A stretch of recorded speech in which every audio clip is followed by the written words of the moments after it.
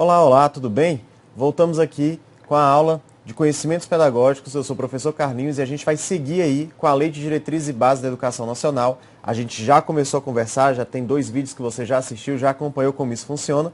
E a partir de agora a gente vai entrar aí, vai adentrar a seara da lei. A gente conversou um pouco sobre o histórico no primeiro vídeo. No segundo vídeo a gente tratou principalmente dos deveres aí do Estado, no artigo 4º. E agora a gente vai entrar nas discussões mais pontuais dessa Lei de Diretrizes e Bases. Então, não se perde, a gente vai agora entrar diretamente no artigo 7º, que trata da iniciativa privada na educação. Então, olha aí no nosso slide. A iniciativa privada, ela também pode ter escolas, né? Ela também tem acesso a essa oferta. Então, a gente está pensando em escolas públicas e privadas. E a LDB cuida das duas, tá bom? Então não esquece, ela cuida das duas, da pública e da privada. Ela vai reger toda a ideia de trabalho, tanto da pública quanto da privada. É claro que na pública ela vai estar colocando mais normas, mas a privada também pode. Para que a privada, essa aqui que a gente vai tratar agora, tenha o direito de ofertar, existem algumas condições. E são essas condições que a gente vai conversar aqui, ó. Olha só, a primeira das condições, gente, é cumprir as normas gerais de educação nacional e do respectivo sistema de ensino, né? Então a gente está falando aqui que ela tem que cumprir as leis e as regulamentações, tá bom? E aí vamos em frente. Qual é a segunda condição, Carlinhos? É a autorização de funcionamento e avaliação pelo poder público. Isso aqui é um processo. Ela entra com o pedido do processo e é autorizada.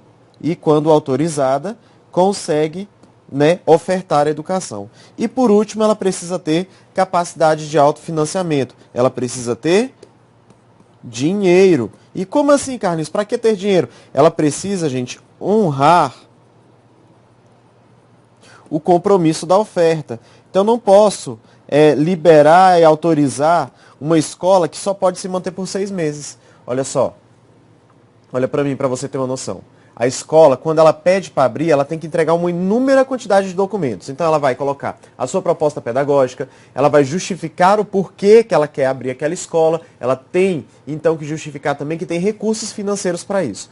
Então, ela vai ter que ser regida pelas leis e regulamentações da educação nacional e do sistema de ensino em que ela se enquadra. Além disso, ela tem que ser autorizado o funcionamento e vai ser avaliado isso, e tem que ter a capacidade de autofinanciamento, que é conseguir se manter. Não dá para autorizar uma escola, ela abre, depois fecha e deixa os alunos jogados, né, sem nenhum tipo de cuidado, que é o cuidado necessário que se espera quando se abre. Então, esse processo de abertura de oferta de educação em instituições privadas é um processo que é demorado, né? Não é tão simples assim, eu vou pedir para abrir hoje e amanhã essa escola vai estar aberta. Não é tão simples. Por quê?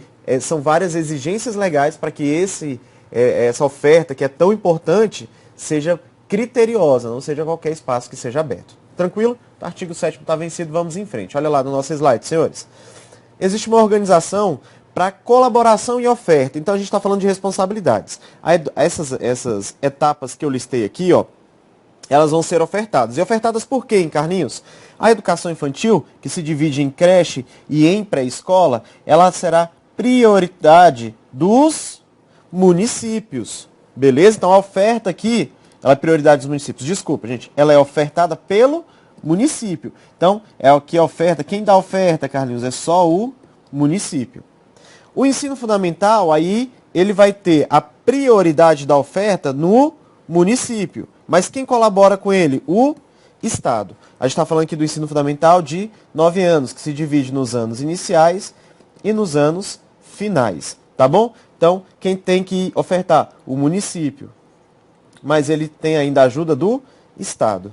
E o ensino médio, que é aquele ensino médio mínimo de 3 anos, que a gente conhece aí, ele é prioridade dos estados. Então, olha só, em suma, do que a gente está falando?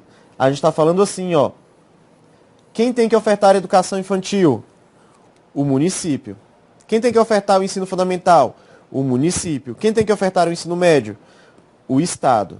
Aqui eu posso ter a ajuda do Estado, mas a prioridade é o município. Aqui é o município, aqui é o Estado. Mas Carlinhos, eu quero ofertar ensino médio. Eu sou o município. Vamos dizer que é o município lá de Beneditinos, no Piauí. esse município aqui, Carlinhos, quer ofertar o ensino médio, porque ele fica num espaço longe da região central do estado, ele quer fazer a oferta de ensino médio. Ele pode? Pode, gente. Cuidado, ele pode fazer a oferta de ensino médio. Mas antes ele tem que ter ofertado educação infantil e ofertado ensino fundamental para todos aqueles do município. Aí ele vai fazer a oferta de ensino médio, tá bom? Então é esse cuidado que eu quero que vocês tenham. Lembra dessas letrinhas que estão aqui. Vocês estão vendo as letrinhas? Então olha só, educação infantil, município, ensino fundamental, município com auxílio do estado e o ensino médio, o estado. Então, vamos seguir em frente, que esse é o regime de colaboração dos sistemas de ensino para a educação básica. Pensando na organização desses sistemas de ensino, a gente está falando aqui agora de um sistema... Isso, Carlinhos. Vamos apagar, né, para não ficar tão feio. De um sistema nacional. Como assim, Carlinhos? Um sistema nacional? Isso. Esse sistema nacional de educação, ele se organiza, né, uma ideia de trabalho entre a União, os estados e os municípios. Então a gente tem um sistema federal, um sistema estadual e um sistema municipal. Beleza? Então vamos em frente que a gente agora vai ver como isso funciona. Esse sistema funciona em regime de colaboração. A União, os estados e os municípios atuam juntos no trabalho. E é necessária a construção de um Plano Nacional de Educação. Esse Plano Nacional de Educação descrito na Constituição de 88, lá no artigo 214. É um plano decenal. Esse plano decenal vai ser um planejamento de primeiro nível. Um planejamento estratégico para a educação nacional. Ele é criado para organizar toda a educação. Por isso, ele é criado por qual ente? Pela União. Ele é uma das atribuições do Sistema Federal de Educação. Tá bom? E a União ainda tem qual função, Carlinhos? Tem função normativa, redistributiva e supletiva. E o que é essas três funções? A função normativa é a função de criar normas, leis, portarias e principalmente é exercida, gente, pelo Conselho Nacional de Educação, tá bom? Pelo CNE, o Conselho Nacional de Educação. A função redistributiva e supletiva atuam principalmente no repasse de recursos. Por que, Carlinhos, atuam principalmente no repasse de recursos? A gente está falando aqui de distribuir de forma igualitária e também de forma supletiva aqueles entes que não tenham conseguido arcar com suas responsabilidades. Então a gente tem aqui, lá no artigo 72, quando a gente estiver falando dos recursos para a educação, a União vai ter que fazer essa função redistributiva e sua ação supletiva. Tá bom? Então não esquece isso aí, a gente está tratando da organização nacional. Vamos em frente. Atribuições da União. Ela constrói o Plano Nacional de Educação, organiza o seu sistema federal de ensino, dá assistência técnica e assistência financeira aos demais entes, aos estados, aos municípios. Ela faz avaliação da qualidade do ensino e a gente vai ter inúmeros exemplos, né? Carlinhos, qual é o exemplo? A gente tem a ANA, o Enem. São exemplos, gente, de avaliações de larga escala que servem para avaliar a qualidade do ensino e construção de políticas públicas, tá bom? Então a gente tem, além da ANA, do Enem, tem outras, né? Tem a Prova Brasil. Todo o sistema SAEB é construído pela União, tá bom? As normas gerais para graduação e pós-graduação, a gente está falando aqui das diretrizes curriculares das graduações e das pós-graduações. Além disso, ela organiza e supervisiona instituições de ensino superior, tá bom? Essa é uma atribuição da União. Ela, além disso, gente, organiza e acompanha um órgão de assessoramento, que é o Conselho Nacional de Educação. Ela deve ter acesso à informação dos demais entes, né? A gente está falando de um sistema que consegue ter acesso a essas informações e ela pode delegar essa atribuição do ensino superior aqui, ó, gente, essa atribuição de organizar e supervisar a quem? E supervisionar a quem? Aos estados. Como assim, Carlinhos? Ela pode delegar isso? Ela delega essa função para que o Estado faça, desde que esse ente esteja aí dentro do Estado, ou seja, estadual, né, pago com os recursos públicos do Estado, ou ainda privado, mas dentro desse Estado. Tá bom? Essas são as atribuições da União. Vamos para as atribuições dos Estados. Olha aí, ó. muito próximo da ideia da união, gente. Você não precisa ficar fugindo muito disso não, tá bom? Então, nos estados ele compete organizar o sistema estadual, cooperar com o município. Então, aqui a gente não está falando, gente, de subordinação. Não estamos falando disso, tá bom? Não é subordinação. O município não é subordinado ao Estado. Ele coopera, o Estado coopera com o município. O Estado ainda tem que fazer políticas e planos de educação. A gente está falando aqui no DF, né? Então, a gente está falando de plano distrital de educação, que é construído logo após a construção do Plano Nacional de Educação. Esse aqui é feito pela União, esse aqui é feito pelo DF. Eu tenho que organizar e supervisionar as instituições de ensino superior do seu sistema. Então, o Estado aqui tem essa atribuição. Vai ainda além da lei de diretrizes e bases. Aqui no DF eu posso expedir normas complementares que complementam a LDB no que diz respeito ao que se oferta aqui nesse Estado. É também atribuição dele, gente, a oferta de quê? De ensino médio com prioridade e de ensino fundamental para auxiliar o município. E o transporte escolar, quando for um transporte escolar estadual, é atribuição do Estado. Aí, uma observação importante, tá bom? A OBS aí, ó. A OBS, o DF tem atribuições de Estado e de município, mas tem status, olha aí, ó, que eu falei, ele tem status de Estado, ele tem um sistema estadual. Vocês já viram quando ó, a sigla da Secretaria de Estado de Educação DF, ó, SEEDF. Então, Secretaria de Estado de Educação do Distrito Federal. Então, a gente está falando aqui que ele tem status de Estado, mesmo tendo atribuições de Estado e de município. Tranquilo isso na sua cabeça? Vamos para frente e vamos falar do município. Qual é a atribuição do município? Organizar o seu sistema de ensino. Então, o sistema de ensino municipal é a atribuição dele. Ele tem ação redistributiva. Ele organiza aquilo que está dentro do seu espaço. Pode também expedir normas complementares, de acordo com aquilo que tem de peculiaridade dentro do município. Vai organizar os seus estabelecimentos de ensino, vai ofertar com prioridade o ensino fundamental e também a educação infantil. E cuidar do transporte escolar, quando eu estiver falando de transporte escolar municipal. Aqui é uma OBS, ó, uma OBS também. Os municípios podem optar ainda por se integrar ao sistema estadual de ensino ou compor com ele um sistema único de educação básica. Olha para mim.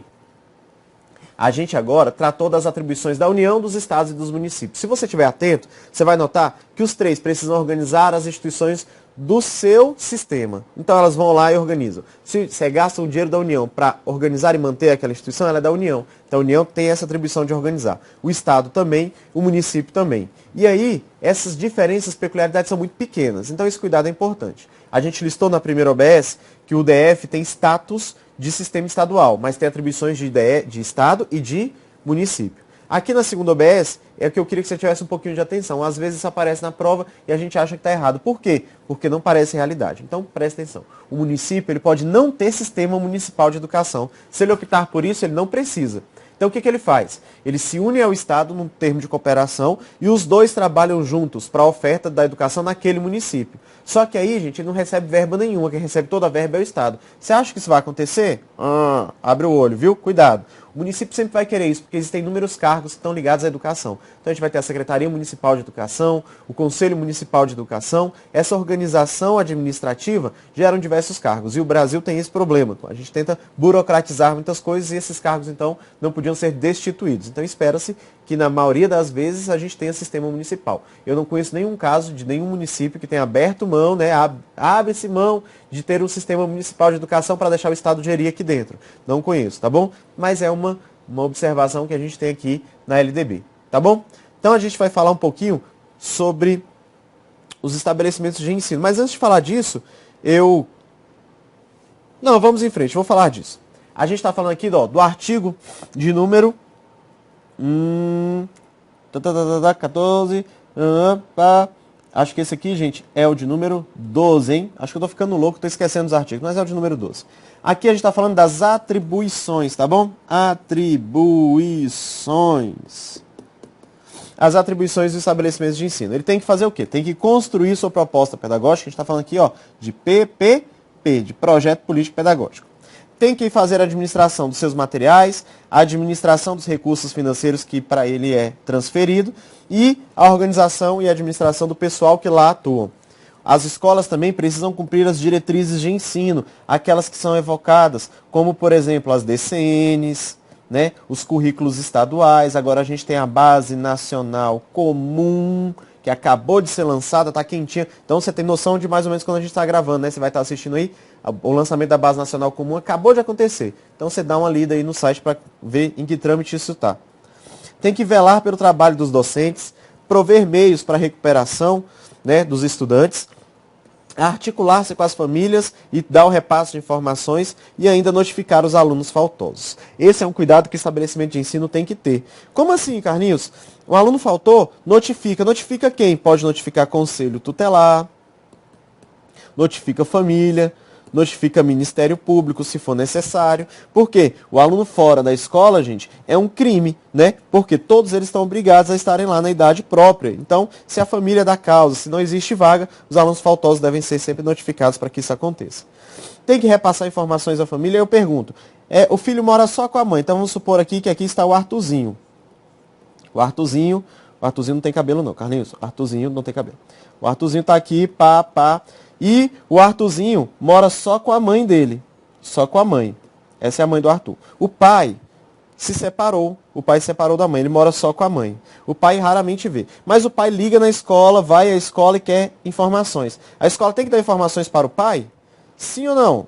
Isso mesmo, senhores. A escola tem que dar informações tanto para o pai quanto para a mãe. Os dois são responsáveis pelo Arthur. Então não importa se é com quem mora ou quem não mora, mas sempre precisa se articular e precisa repassar informações. E que repasso de informações é esse, Carlinhos? Quanto à execução do PPP, né? A execução do PPP e outras que sejam pertinentes a este aluno. Tá bom? Aí, Carlinhos, hoje os seus slides estão ficando tão escritos, né? Você está escrevendo tanto. Gente, hoje eu acordei bem empolgado. Hoje é sábado aqui em Brasília, tá bom? A gente está gravando aula neste sábado de manhã. Você vai estar assistindo aí de noite, madrugada, na semana e tal. Mas hoje é sábado. Então, sábado eu fico muito empolgado. Por que, Carlinhos, você fica empolgado? Porque eu não fui trabalhar no meu trabalho formal, né? Estou descansado hoje, acordei feliz. Vamos lá em frente. Quais são as atribuições dos professores, dos docentes? E a lei também descreve essa, Carlinhos? Descreve em qual artigo? No artigo de número 13. Os docentes, eles precisam contribuir com a proposta pedagógica, com os momentos de construção, gente, os momentos de construção. E eu não estou falando só de estar lá escrevendo, não. Nas reuniões de planejamento e de avaliação do trabalho. Todas essas o professor deve estar, é atribuição dele, tá bom? Ele deve construir o seu plano de trabalho, deve, né, além de construir, executar esse plano de trabalho. Então ele tem que estar lá presente. Tem que zelar pela aprendizagem dos seus alunos, tem que recuperar os alunos, então a recuperação obrigatória é atribuição do professor, tem que zelar pela execução do trabalho que ele construiu aqui no seu plano de trabalho, e ele também é membro que facilita a articulação entre a escola e a família. Essas atribuições são muito tranquilas. Vocês notaram, a gente falou atribuições da União, falamos atribuições dos estados, falamos atribuições dos municípios, falamos atribuições das unidades escolares, falamos agora atribuições dos docentes. Na sequência, a gente foi dando aí essas atribuições. Posso falar um negócio para vocês? Costuma muito cair em prova atribuições das unidades escolares e dos docentes. Então não deixa de ler, senhores, o artigo de número 12 e o artigo de número 13, OBS, lê, artigo 12 e artigo 13. Tá bom? Então, eu queria só revisar com vocês aí quem compõe esses sistemas de ensino. Então, olha para mim. A gente falou das atribuições, a gente falou das características dos sistemas de ensino da União, dos estados e dos municípios. E esse esquemazinho que eu construí aqui vai facilitar muito a sua vida na hora que você precisar entender esses sistemas de ensino. Então eu vou falar e vou desenhar como eu faço no quadro quando eu estou em sala, né? Com muitos alunos, para que eles entendam isso. Eu quero que você entenda. Você que está aí, gente, assistindo as aulas do Grão Online, você é o cara que mais tem chance de estar aprovado. Por quê? Você assiste a aula no horário que você pode e você está descansado. Você sempre vai estar disponível para que assistir essa aula, construir o seu resumo, fazer os seus exercícios. Então, eu quero só uma coisa sua, tá bom? Só quero te fazer um pedido. Passa. Porque não importa você falar assim, a aula do Carlinhos é legal, não sei o que, não sei o que, assiste lá a aula do Carlinhos é legal. Não importa falar isso. O Carlinhos pode ser legal, mas se você não passar, não adianta. O que eu quero é que você passe. A lei de diretriz básica que a gente está estudando é uma lei cheia de detalhes. Mas assim, como dica que eu vou te dar, se você vai fazer o seu concurso para professor, geralmente não cai depois do artigo 25 do 30. A grande maioria está até o 30 dos artigos, as questões. A maior parte, 80% delas. Então, dá uma atenção especial nesse começo. Esses primeiros vídeos são os mais importantes da LDB. Tanto para a carreira de professores, quanto carreiras pedagógicas, né? De pedagogo nos órgãos, ou como outras carreiras que cobram a LDB. Então não vacila, não vacila. Eu só quero que você passe. Então se atenha aos detalhes, tá bom? Esse aqui é um esqueminha que a gente fez para a organização dos sistemas. Presta atenção aí, ó. O sistema federal ele é composto por quem, Carlinhos? Pelas instituições mantidas pela União. A gente está falando aqui de grana. Beleza? Tudo que é o sistema federal organizar e manter com o dinheiro dele é da União. E aí aqui eu vou te dar um exemplo para você ficar feliz. Ó, aqui no DF, quem a gente tem que é mantido pela União? A UNB. A UNB é do Sistema Federal de Ensino. Vamos lá, de Sistema Estadual de Ensino. São aquelas instituições organizadas, mantidas com dinheiro dos estados e do DF. Então vamos lá, Carlinhos, me dá um exemplo dessas organizações aí. Eu vou te dar um exemplo aí, ó. A escola aqui, vamos dar um exemplo aqui em Brasília, vamos dar um exemplo do CASEB. É uma escola que a gente tem aqui, né? O Elefante Branco. Vamos dar um exemplo aí no seu estado. Uma escola estadual. Qual foi a que eu estudei mesmo? Escola Estadual do Jardim Oriente. Foi essa escola que eu estudei, quando eu estudei em Goiás. Aí, Carlinhos, você é do Goiás? Não, não sou do Goiás. Eu morei no Goiás um tempo, mas eu não sou do Goiás, tá bom? E o sistema municipal? É o sistema também aqui mantido pelo município, mas aqui tem uma OBS. Só se essas instituições mantidas forem de educação infantil, de ensino fundamental ou de ensino médio. Por quê? Se forem de ensino superior, mesmo mantidas com dinheiro do município, serão compostas ou serão agregadas ao sistema estadual. E aí eu vou te dizer, o que cai na prova desse quadrinho aqui? Claro que é isso, que é exceção. Claro que é isso. Mas se atente, tá bom? Teremos exercícios aí, vídeos de exercício, você vai ver como isso cai na prova. Então, atenção. Dinheiro, a gente está tratando aqui do primeiro tópico, dinheiro. Se é mantido com dinheiro da União, é do sistema federal. Se é mantido com dinheiro dos estados, é do sistema estadual. Se é mantido com dinheiro dos municípios, se for de educação infantil federal, ou ensino fundamental, ou ensino médio, é do município. Mas se for de ensino superior, é do estado. Beleza, agora vamos falar das privadas. Privadas. Gente, quem é o grandão? Quem é o grandão? Se a gente pensar assim, ó, educação infantil, ensino fundamental, ensino médio e ensino superior, quem são os maiores?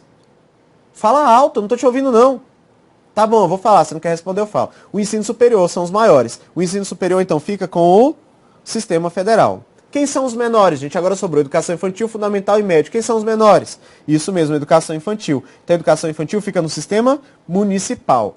E nos estados, gente, fica o ensino fundamental e o ensino médio. Então, as escolas privadas de educação infantil compõem o sistema municipal. As escolas privadas de fundamental e médio compõem o sistema estadual. E as privadas de ensino superior compõem o sistema federal. E para acabar esse nosso quadrinho, a gente tem aqui os órgãos federais de educação e os órgãos estaduais e os órgãos municipais. Que órgãos são esses? Aqui, ó, no federal a gente tem o Conselho Nacional de Educação, a gente tem o MEC, a gente tem o FNDE, todos, o INEP, esses órgãos, todos aqui, gente, são do sistema federal. Ah, Carlinhos, mas o FNDE e o INEP não são órgãos, ok, mas compõem os órgãos federais, tá bom? Eles são autarquias, né? E essas autarquias auxiliam o trabalho com a educação.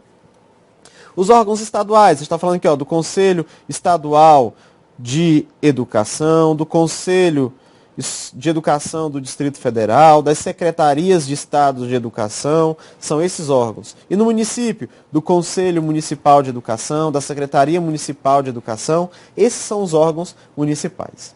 Senhores, gravou tudo isso na sua cabeça? Gravou tudo isso na sua cabeça? Gravou tudo isso na sua cabeça? Então faz um favor para mim. Acerta essa questão na prova, tá bom? Não vacila. Ela não é difícil e eu quero muito que você acerte. Então, dá um print nessa tela aí dessa organização para que você consiga gravar isso dentro da sua cabeça, tá bom? Vamos em frente. Existe uma divisão meramente administrativa entre escolas públicas e escolas privadas. O que é uma escola pública e o que é uma escola privada? Então vamos lá. As públicas são aquelas que são criadas ou incorporadas, mantidas e administradas pelo poder público. Isso quer dizer, usam dinheiro público, tá bom? E são pessoas jurídicas, tá bom? São pessoas jurídicas de direito público. E as privadas, Carlinhos, são mantidas, administradas por pessoas físicas, pessoa física, ou ainda por pessoa jurídica, mas todas elas são de direito privado, tá bom? Cuidado, cuidado. Vão ter escolas privadas que vão receber dinheiro público. Isso aí é uma coisa que a gente vai ter que tomar cuidado. Você vai ficar atento, tá bom? Mas isso aqui é exceção, não é o comum, tá bom? Então, vem comigo. Públicas são criadas, mantidas e administradas pelo poder público, enquanto as privadas são aquelas direito privado. Pode ser de pessoa física ou pessoa jurídica. Um exemplo aí, Carlinhos. Um exemplo qualquer. Vamos lá, aqui no DF, a escola classe 103 Sul, né? Essa escola é uma escola pública. E uma escola privada, a gente pode ter aí o colégio objetivo, acho que tem em todo o Brasil, né? A gente pode usar esse nome aí. O colégio objetivo também é uma escola privada. Eu acho que é uma pessoa jurídica que tem aí a ideia de mantenedora dela, tá bom? Então, só para você ter noção, é essa a ideia que eu quero que você leve aí, a divisão entre públicas e privadas. As privadas ainda se dividem em dois grandes grupos, tá bom? Grupo 1, grupo 2. A grupo 1 não pode receber dinheiro público, não pode receber dinheiro público. Por quê, Carlinhos? Porque elas são privadas em sentido estrito. Elas visam o lucro. Essa que é a grande maioria das escolas, gente. Tá bom? São aquelas que você vai lá, paga mensalidade, o cara quer ter lucro nisso e oferta educação de acordo com o modelo que ele acredita que é o melhor. E aí as pessoas vão lá, fazem matrícula se quiserem, pagam suas mensalidades e eu tenho lucro com isso. As outras três podem receber dinheiro público. Por que, Carlinhos, podem receber dinheiro público? Porque elas estão aqui auxiliando o desenvolvimento da sociedade. E quais são esses três tipos de escolas? As comunitárias, então são organizadas pela sociedade, por um grupo populacional. A gente muitas vezes vai ver elas organizadas na forma de cooperativas. A gente ainda tem as confessionais, que são criadas geralmente com cunho religioso. E a gente tem as filantrópicas, aquelas que ofertam também trabalho à sociedade, né? Parte do seu trabalho, ou seu trabalho na sua totalidade, né, é ligada à sociedade, à oferta de algum benefício à sociedade. Essas três podem receber dinheiro público, mas existem condições. Não se esqueçam disso, tá bom? A gente começou o nosso vídeo hoje falando das escolas privadas e das condições de acesso a essa escola privada. Então, só lembrando o nosso vídeo inteiro de hoje, uma revisão rápida. A gente falou qual a condição para que tenha oferta de ensino em escola privada. Tem que obedecer às normas e às leis dos sistemas de ensino que ela está e às normas e leis da educação nacional. Tem que ser autorizada e tem que ter avaliação do poder público e ainda tem que ter autocapacidade de financiamento. Fechou, essas são as três condições. E aí a gente veio conversando sobre atribuições, a organização do sistema, o sistema federal de educação, a organização do sistema estadual de educação e do sistema municipal. Falando das atribuições da União, dos estados, dos municípios, das escolas, dos docentes. Organizamos esse sistema naquele quadro anterior, falamos quem é pública e quem é privada. Pública organizada e mantida pelo dinheiro público, né, pelo poder público, e a privada aquela que pode ser organizada e mantida por pessoa física ou jurídica de direito privado. E aí aqui dentro das privadas, a gente tem os dois grupos. Aquele que fala de lucro eminentemente, né, é a privada em sentido estrito, e a gente tem as outras três que podem receber dinheiro público pela finalidade a qual se destina. Então as comunitárias, as filantrópicas e as confessionais. Tá bom? Senhores, fiquem com um abraço bem apertado e eu te encontro no nosso próximo vídeo. A gente continua falando de LDB e até daqui a pouco.